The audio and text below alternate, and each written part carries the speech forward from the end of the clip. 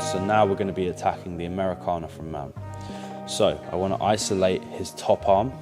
What I'm going to do is I'm going to take a palm up grip. I'm going to come underneath his wrist. The higher up on his arm I am, the more leverage I have to push his arm away from his body. So I come right up to the wrist. With my right arm, I'm going to bring my hand underneath his elbow, and I'm going to bring my head over his far shoulder using my body weight to pin his arm.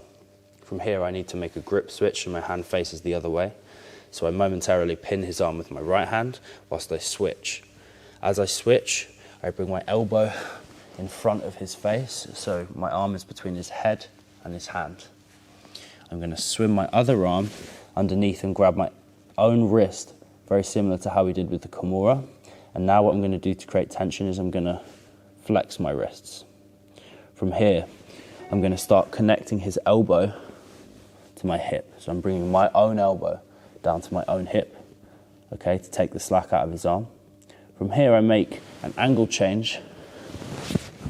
So now I'm facing slightly away from him. Okay, so my head is coming further away from his head, and this gives me a slightly better angle to make more leverage. I bring my head down to my hands, and now I elevate his elbow towards the ceiling to get the finish, okay? So we're in this position. I attack his top arm, palm facing up, other hand comes behind the elbow, and I use my body weight to pin his arm. I make a grip switch, momentarily pinning his hand with my other hand, and I bring my elbow on the inside of his head. From here, this hand comes underneath, and I can control my wrist and flex my hands to make tension. From here, I'm bringing my elbow down towards my ribs to take the slack out of his arm, and I make the angle change here. So now I have a stronger angle to create more leverage.